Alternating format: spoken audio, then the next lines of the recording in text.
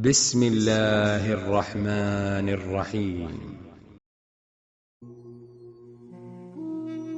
Muslims today make up close to 25% of the Earth's population. We live at strategic points throughout the globe, on the waterways, on the coastlines of the world. We sit upon over 40 to 50% of the mineral wealth of the human race.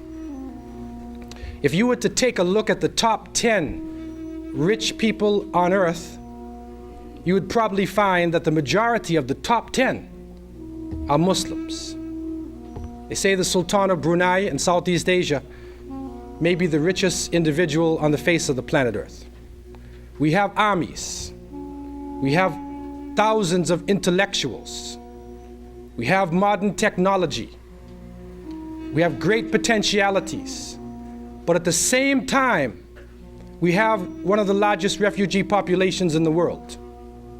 At the same time, in some parts of the world, Muslims are throwing food away.